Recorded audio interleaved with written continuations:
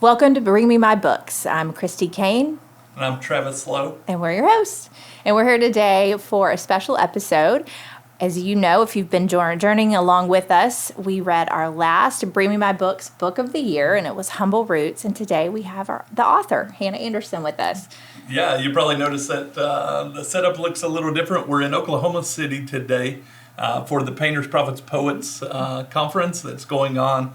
Hannah's a host of that, and she's agreed to join us. If you've been reading with us, you know what an incredible author she is, but she's written lots of books, All That's Good and Turning of Days, and her most recent book is a Bible study on the book of Ecclesiastes called Life Under the Sun. Yeah. And we're so glad that she is with us today. She's been a friend for a long time, part of Hope Words every year in West Virginia, so it's great to have her in Oklahoma City. So welcome, Hannah. Well, thank you. You're just pulling me west. Yeah, yeah, for sure. Well, this was one of the books. I think Travis recommended it, and I had read All That's Good. And I was telling you before we started this that when I think I first discovered you as an author at Hope Words Conference, so with Travis. And, I'm looking at all the books and I'm seeing All That's Good. And I'm thinking, okay, discernment, I'll take that one because I don't really want to talk about humility. But It is a hard sell. But when immediately, despite the fact that it talks about rest on the cover, I opened it up and the very first page, I thought, this is what I need. Like I think most of us, our lives at different points feel chaotic, and it was very intriguing to think, okay, so she's making this connection between humility and rest. So Travis and I, we've already spent 2 episodes talking about your book. So I want to hear a little bit, how would you describe your book to someone? Yes. Well, the book actually came out of one of those seasons. It's really, really busy, frenetic, stress seasons. And I think it was out of my confusion, too, of I'm doing what I'm supposed to be doing, or at least I thought, I'm trying to serve God, serve my family, love my community. Why am I so stressed? Why am I so drawn thin? Why is this not producing what I would think of as like abundance or abundant life?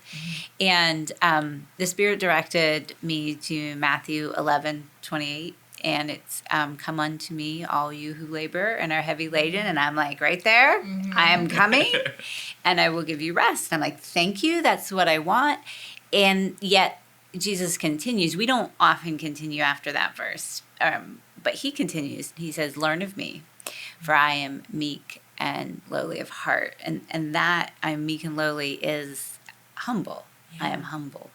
And I thought, there's something here. There's something that, at least in Christ's mind, there's a connection between developing that kind of humility of soul and the rest that we're looking for. Mm-hmm. So that kind of sent me on personal study, and it eventually resulted in Humble Roots. And I think it is a little counterintuitive. I know for me, it was a surprise to connect those two.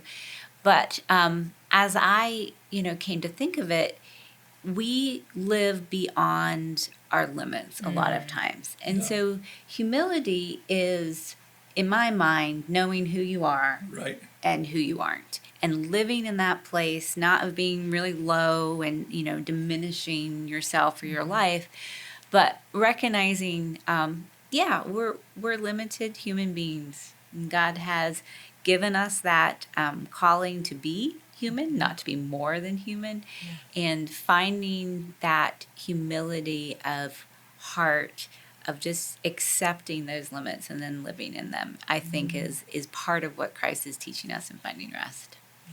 And I think part of what you do, so there's the theme, like you said, that we're not God. Yeah.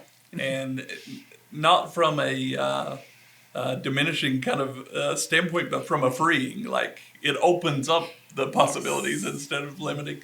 But there's also, the book constantly brings you, like, to the ground. So there's all these images and stories that you tell But I think bringing people to the ground, to the dirt, Yes. does both of those things that you're trying to accomplish, brings us into that humility and into that rest. But was that something that was planned, or was that? Oh, nothing's ever planned. But the connection between the earth, I think we remember, like in the early accounts in Genesis, that God makes mankind from the dust of the ground, and then we just kind of move on from that. But I think there is a truth embedded in that we are earthbound creatures, and in that sense, there are limits to, we have to sleep, we have to eat, we need water. We are sustained by the earth, but we're connected to it in our limitations. And one of the interesting things that did come through my study, we use the same root for humus, or like the earth, the very nutrient-rich soil, and humble. All three are based on the same root. And so when that kind of started coming together, it was freeing. It was, okay, I don't have to be above this. I can be connected to just my limits and to the earth. And you asked whether it was planned, and I have to share this. I started writing. I got through 1 or 2 chapters, and I noticed, I was observing what was coming forward, and there was a lot of earth imagery, a lot of botanical imagery, and I was like, oh, well, that's very nice. That's very nice. 2 chapters, it happened again. 3 chapters, by the time I hit the 4th chapter, I knew I had a problem. Because if you use that type of imagery consistently, then you have to use it through the whole book, and I didn't know what the other imagery would be.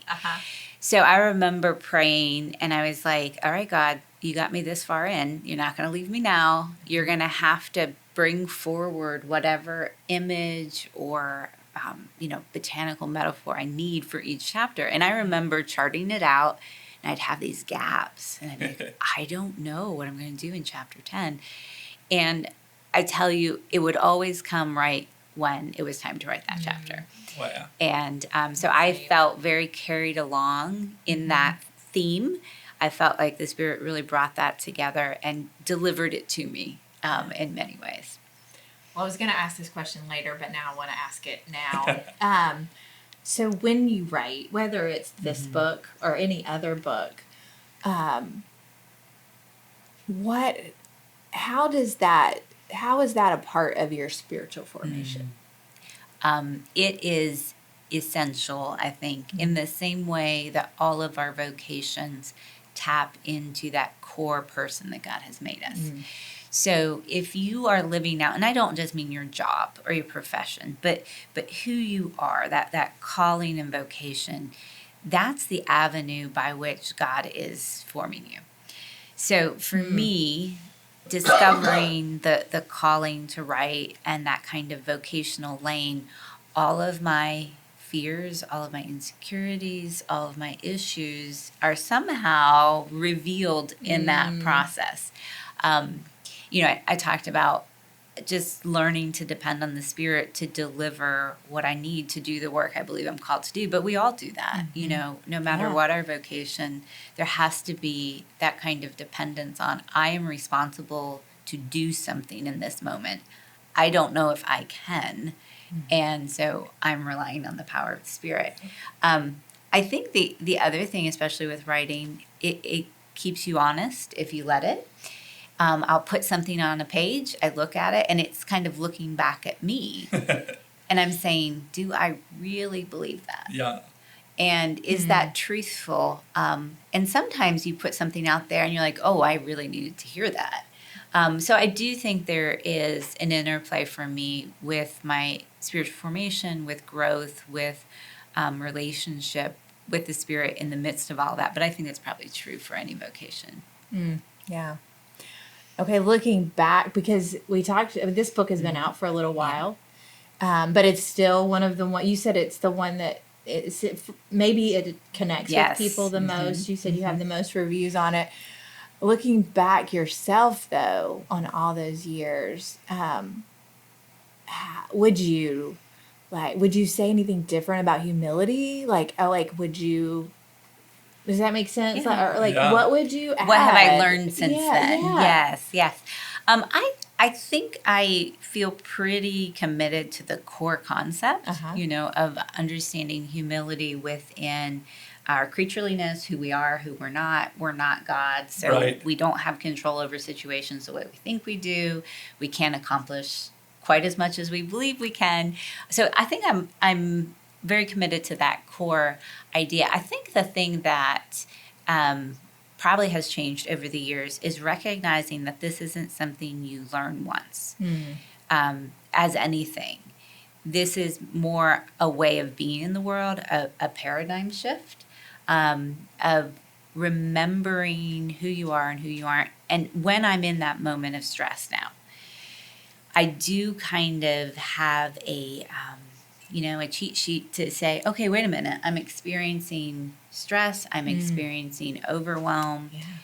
On a spiritual level, there's lots of other ways we can access our stress and overwhelm. But on a spiritual level, I have learned to pull back just enough and say, am I trying to do or be more than God is calling me and the Spirit is empowering me to be? Yeah. So it's become more of a pattern for life, but one that has to be learned by the doing. Yeah. I like that. Because I think sometimes we can look at authors or leaders or whatever and say, well, they checked that box, Right. And it's just a good reminder that none of us really check these boxes. Right. No. But I like that phrase of it's like a cheat sheet that you can go back through experience, through whether that's the writing or the living or all of that. And I think I've recognized it myself that a lot of times I'm drawn to write on things that I need. Yes. And so, so you're shaking your head, but maybe that's something that this was so good because it came at a time, but like you said, it's not just one time. Right. And this is something that we have to remind ourselves of. It does. It's very interesting, the relationship between what an author needs to process and what comes out. And I've just learned over the years that if I'm struggling with something, probably someone else is. Right. And that doesn't mean you've crafted the right perfect theme that's going to sell, on the New York Times bestseller. But what you end up doing is you're stewarding your own journey. You're naming it in certain ways and hoping that maybe by naming it, you'll give other people words for their own journeys and their own process. Yes. It's like sitting across the table from someone and you finally get the courage to say, I'm struggling with this or I'm dealing with this, and that whole, oh, me too. Like that sigh of relief. And so, yeah, I think so too. Well, we're going to take a quick break. And when we come back, we want to talk a little bit about this conference that you both are very involved in. I get to be like on the corner just watching it all. But we'll talk about that right when we get back. But for the moment, we want to hear a little word from our sponsors.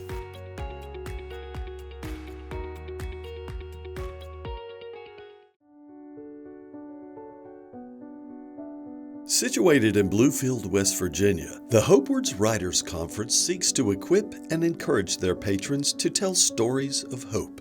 This year's conference will focus on the question of living between cultures and the unique potential it holds for creativity. The conference will offer many exciting guest author speakers this year and can't wait to learn what God has been speaking into their lives. Come with us and help us tell stories of hope. LifeSprings Resources is committed to providing innovative learning resources for the local church. Our products reflect our commitment to the development of new and innovative ways to experience scriptural truth. Whether you're looking for material for your small group, need new curriculum for Sunday school, or you're just trying to stock up on church supplies, we've got you covered. Look for us online at lifespringsresources.com or call us at 1-800-541-1376, and our friendly customer service team will be happy to assist you.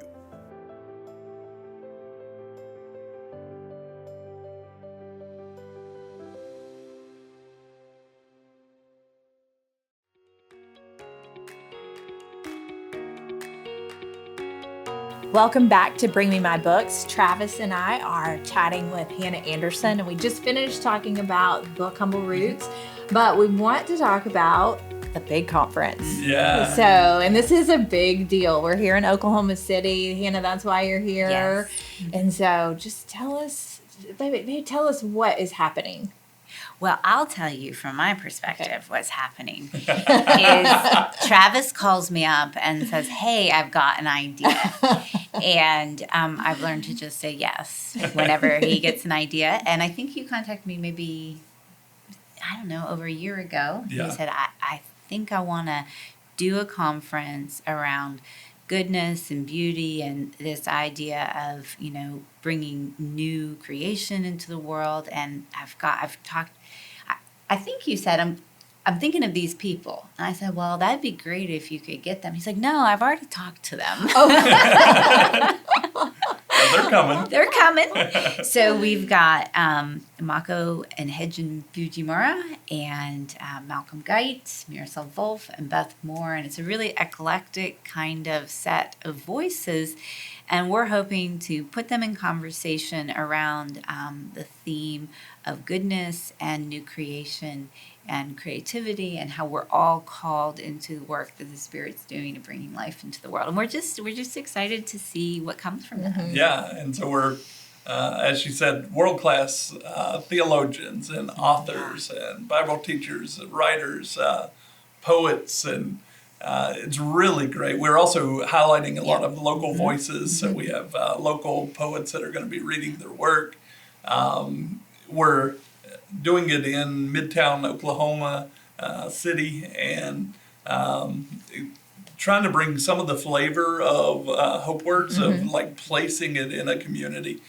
So we've partnered with a lot of the businesses in Midtown, and I think the mayor's going to come by and say hi to everybody. Oh, that's and fun. Yeah. One of the folks at the conference, she lives right nearby, and she said, I'm going to make a big lunch and just invite everybody to come to my house. She told me that yesterday. Yes, she said, tell everybody to stop by for lunch. Yeah, I think that is so cool. So it's is. turning into this really beautiful thing that I think people are going to get to see Oklahoma City in a different light than maybe how they've imagined it. A lot of people are new. But the other thing, there's not much in the faith and arts realm kind of in the flyover states that people would say in the Midwest. And so there's been a real hunger for this. Yes. Most of our folks are from Oklahoma, Texas, Arkansas, Kansas. We actually have people coming from like 31 states, I believe. Wow. But the vast majority is kind of right here in the Midwest. And so I think that's going to be a really cool component too, because it's new. It'll be something different. So I'm looking forward to it.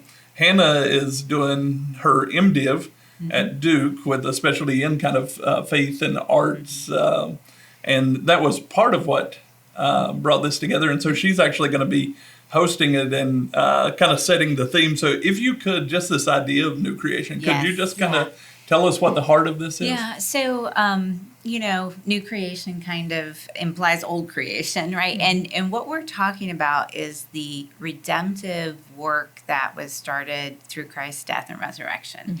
It's almost as if the Spirit is creating anew the world and bringing he's reconciling all things to himself. But the beautiful thing, you read the original creation account and, human beings come into existence and then partnering with God in the garden.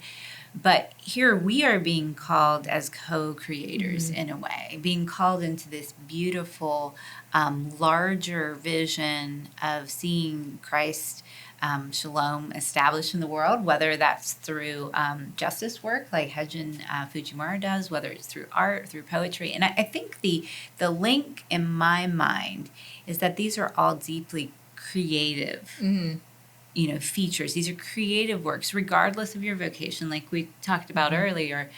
There are some elemental imaginative processes that have to happen. We have to, I think the way you put it to me was, we have to imagine that the world could be a different place than it is. And so this is kind of stirring up that Christian imagination, that you uniquely Christian call to see the world redeemed, to see Christ's goodness fill the earth, and to believe that the world could be different than it is in this moment. And that's one of the things that I've seen so many people just say, well, that's the way it's always going to be. Yes. And I kind of hate that. That's the way it's always going to be until somebody imagines a different way. Yeah. And we've seen the world turn upside down. We've seen the world change. So there are possibilities, but it takes somebody that's willing to dream. And that doesn't mean that, that everything's going to work out. You're still in this now, but not yet. And the clash of all, but we should be, I think the way N.T. Wright talks is anticipating the kingdom. He said in his book, after you believe, or something, after belief, something, I can't remember the exact title, but he says that we're learning to speak the language of the kingdom. Yes. And then he says, when we come into the eschaton, we can already know the language. It's like we're living into the kingdom here, in the brokenness, in the pieces, but we can bring about pieces of beauty and pieces of the kingdom. But it starts with imagination. We're also doing a tour of a rare books library here in Oklahoma, history of science, and so he's got first edition Copernicus books from like the 1500s, all these Galileo books. He's got it's just an estate manual, feudal estate manual, but they bound the book in chant music from monks from the 10th century. This was just the scraps that they had left. Okay. Yeah. Wow. Just 500-year-old scraps just sitting around. Right. And so this is, it's bound in music that was written by Christians, in the 900s. Yeah. But I was talking with Malcolm Guy yesterday, and he was saying that science, especially through all of this time when they were just coming into this understanding of the world and how to see the world, he said with Copernicus, with Galileo, they had to imagine it before they could do the math. Like before you could even try to make it make sense, you had to have an imagination for it. Yeah. And that's kind of what we're hoping to spark. So. Okay, well that was going to be my last question. Is what do you hope? Because you're gathering all these people, we're talking about all these things. What would be your best case scenario? I think that what we are doing, the way I've thought of it over the last few months, is we're stewarding a moment and an opportunity for the Spirit to connect people's imaginations and hearts. So, we don't know what's going to come. I told you last week, I said, it will be really nice to be on the other side of the conference and know what we just did. Because there is a level in creative work that you have to leave margin and space and allow the Spirit to work organically. And I think one thing, though, that we want to see is we want it to be placed local. We want to support the communities that are already at work here in Oklahoma and Oklahoma City, and just strengthen those relationships and partnerships, maybe give an opportunity for inspiration and encouragement to continue. But I also think, I would love to hear of someone coming in and sitting down next to a stranger, and by the end of the conference, they're doing some kind of work together in terms of writing or art or music or that collaborative kind of moment. And so we don't know what is going to come. We just believe that if you create the conditions for creative imagination and invite the Spirit in, that something good and beautiful is going to happen. And we've already seen a lot of those connections. So just people in the community. I've had so many people tell me, it's so great that you're bringing this to Oklahoma City because there's nobody here that's doing this. And like a bunch of people will tell me, and I'll say, well, let's all get together and have dinner. And they're like, I had no idea that there was this person doing this and this person doing this. So we're already seeing that. That's amazing. Well, I'm excited. I can't wait. It's just in a few hours.